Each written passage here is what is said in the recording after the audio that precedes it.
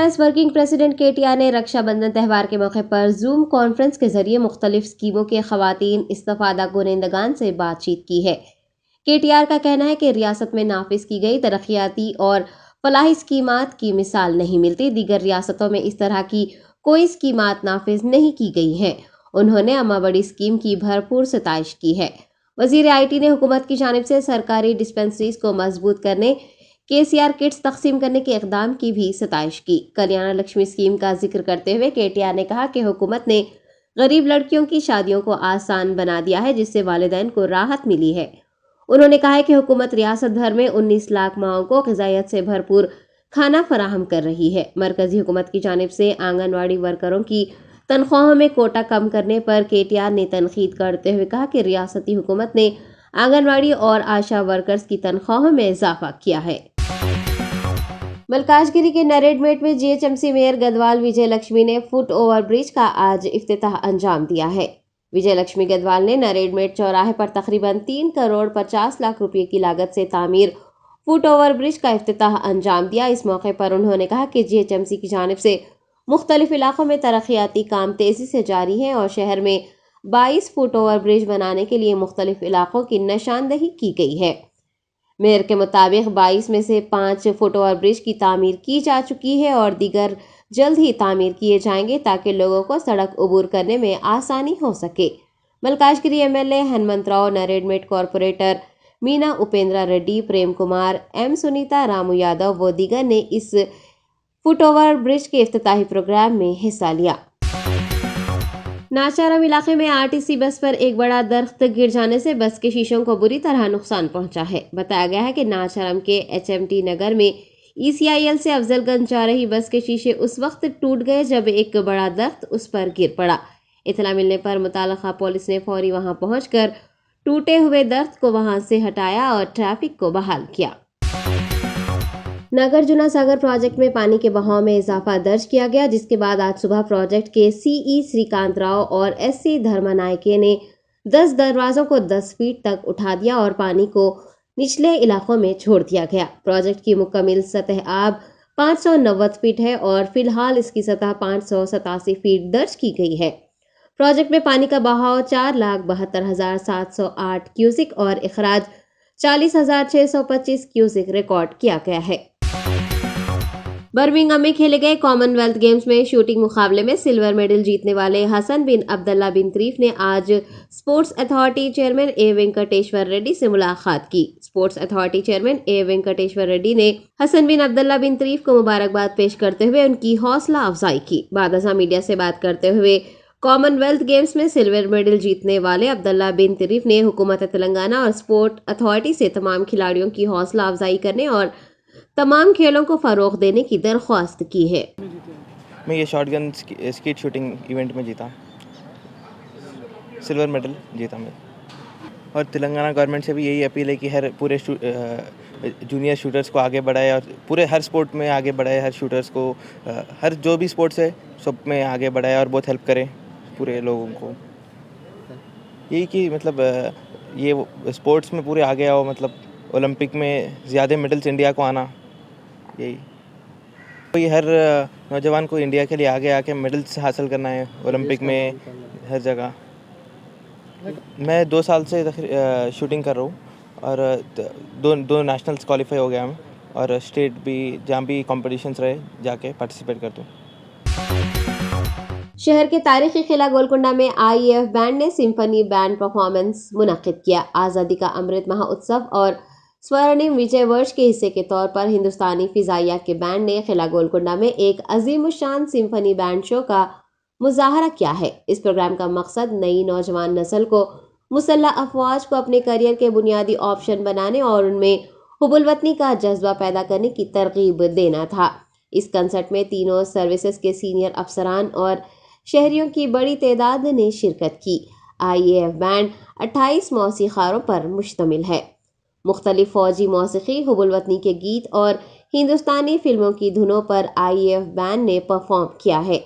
आपको बता दें कि आज़ादी का अमृत महोत्सव के तहत हिंदुस्तान की आज़ादी के 75 साल की खुशी में पूरे मुल्क में मुख्तलिफ तक़रीबात मुनक़्क़िद की जा रही हैं। मरकजी वजीर सियाहत जी किशन रेड्डी की क़यादत में हर घर तिरंगा प्रोग्राम के तहत आज एक बाइक रैली का इनेकाद किया गया। ये रैली एरागड्डा रईतो बाजार से निकाली गई। Rajya Sabha MP doctor Laxman BJP लीडरान ने कौमी परचम के साथ इस बाइक रैली में शिरकत की। ये तिरंगा रैली SR नगर, पंचागुट्टा, केर हॉस्पिटल, सेक्रेटरीट, लिबर्टी, हिमायत नगर, शंकर मठ, मानिकेश्वर नगर, इफ्लू, चिलकलगुड़ा से गुजरती हुई सिकंदराबाद रेलवे स्टेशन पर इख्तिताम को पहुंची।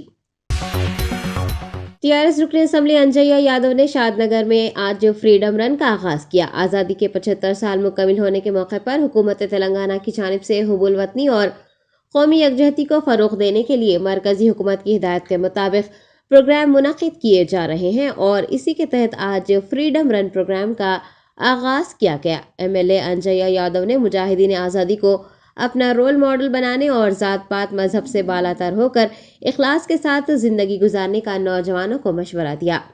MLA ने आवाम को अपने घरों पर कौमी परचम लहराने के लिए कहा है। शादनगर ACP कुशालकर ने फ्रीडम रन प्रोग्राम में शिरकत की। सरकारी अफसरान, अवामी नुमाइंदे, तुलबा व दीगर ने इस प्रोग्राम में हिस्सा लिया। हिंदुस्तान की आज़ादी के 75 बरस मुकम्मिल हो जाने की खुशी में मनाए जा रहे जश्न के हिस्से के तौर पर मलकाजगिरी पुलिस, मलकाजगिरी GHMC की जानिब से आज मलकाजगिरी चौराहे तक सफीलगुड़ा चौराहे तक फ्रीडम रन का एहतमाम किया गया। 2 किलोमीटर तवील इस फ्रीडम रन में GHMC हुकाम, मलकाजगिरी पुलिस और मुकामी लोगों ने कौमी परचम के हमरा हिस्सा लिया। Malkajgiri circle deputy commissioner Raju, inspector जगदीश्वर राव ने परचम लहराकर इस दौड़ का आगाज किया था। स्कूली तुलबा ने भी इस फ्रीडम रन में हिस्सा लिया। इब्राहिमपट्टनम MLA मंची रेड्डी किशन रेड्डी ने गुरु नानक कॉलेज से इब्राहिमपट्टनम तक 3 किलोमीटर दौड़ का आगाज किया। आज़ादी के 75 साल मुकम्मिल होने पर मुनक़िद मुख्तलिफ प्रोग्राम के हिस्से के तौर पर आज रियासत के कई मकामात पर फ्रीडम रन का एहतमाम किया गया। MLA मंची रेड्डी किशन रेड्डी के हमरा गुरु नानक कॉलेज के तुलबा, ACP, CI, MPDO और अवामी नुमाइंदे इस दौड़ में शामिल हुए और इस दौड़ को कामयाब बनाया। मंची रेड्डी किशन रेड्डी ने मुजाहिदीन आज़ादी की जद्दोजहद की यादें ताज़ा करने और 15 अगस्त को त्यौहार मनाने की दरख्वास्त की है। उन्होंने आज़ादी के 75 साल मुकम्मिल होने पर हर फर्द को अपने घर पर कौमी परचम लहराने के लिए कहा है। जगदीप धनखड़ ने आज हिंदुस्तान के 14वें नायब सदर के तौर पर हलफ लिया है। सदर जमहूरिया द्रौपदी मुर्मू ने राष्ट्रपति भवन के अशोक हॉल में जगदीप धनखड़ को नायब सदर जमहूरिया के ओहदे और राजदारी का हलफ दिलाया। मगरबी बंगाल के साबिक गवर्नर जगदीप धनखड़ को हाल ही में नायब सदर के ओहदे के लिए मुंतखब किया गया था। वो सुबुकदोश होने वाले नायब सदर M वेंकैया नायडू की जगह लेंगे। कल यानी 12 अगस्त को वेंकैया नायडू की मुद्दत कार खत्म हो जाएगी। वजीर आजम नरेंद्र मोदी, मरकजी वज़रा व दीगर ने इस हल्फ बर्दारी तकरीब में शिरकत की।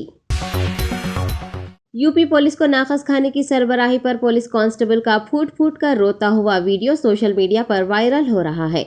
तफसीलात के मुताबिक फिरोजाबाद में पुलिस लाइन के सामने हाईवे पर खाने की प्लेट पकड़े यूपी पुलिस के एक कांस्टेबल के वीडियो ने हंगामा खड़ा कर दिया है। वीडियो में कांस्टेबल को कहते सुना गया कि वो 2 दिन से भूखा है लेकिन कोई अफसर तवज्जो नहीं दे रहा है। इस बात का जब इंस्पेक्टर को इल्म हुआ तो उसने कांस्टेबल को पुलिस लाइन बुलवाया और इस वाक़े की तहकीकात का हुक्म जारी किया। वायरल वीडियो में हाईवे के डिवाइडर पर बैठे सिपाही ने प्लेट से रोटी उठाई और इसके मियार पर सवाल उठाने लगा। लोगों को उसने रोटी दिखाते हुए कहा कि ये रोटी जानवर भी नहीं खा सकते, ऐसी रोटी हमें खाने के लिए दी जा रही है। सोशल मीडिया पर सार्फिन इस वीडियो को तेजी से शेयर कर रहे हैं और यूपी पुलिस व इंतजामिया पर तनकीदें की जा रही हैं।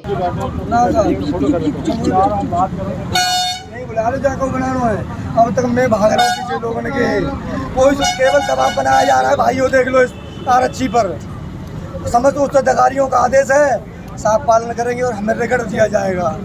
कोई सुनने वाला नहीं है इस विभाग में।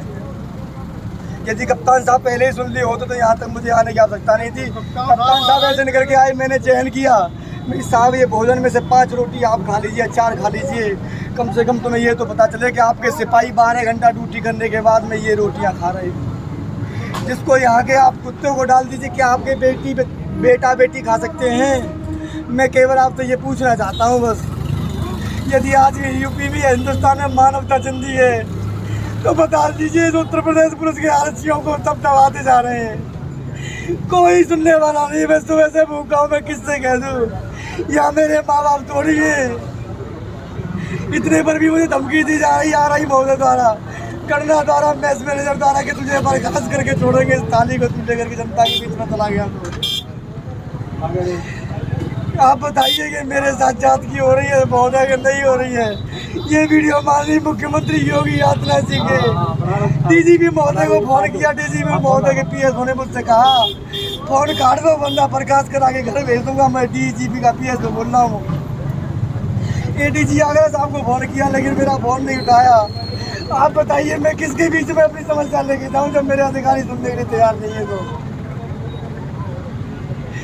मेरा सभी से हाथ जोड़ के निवेदन है। इस बच्चे आए दिन आप देख रहे हैं कि सिपाही आए दिन आत्महत्या कर लेते हैं, कोई सुनने वाला, दबाते जाते आए दिन आत्महत्या करना है सिपाही, मर जाते चले जाते। 2 घंटे का शोक धारण किया, ये लोग मस्त की भी जिंदगी काट रहे हैं। हमारी कोई जिंदगी की महत्वता नहीं है।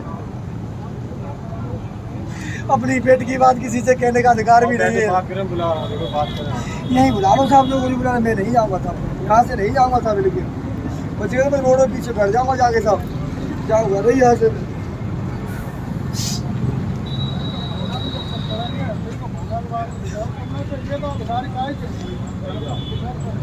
यहाँ बैठे समस्या हो जाएगी ना, हम बात कर रहे हैं, समस्या तो होगी, इंतजार होगी। यहाँ बैठे थोड़ी समस्या हो जाएगी। जिले में कप्तान साहब ही तो हमारे, मैंने कहा सर जो है साहब ऐसे करके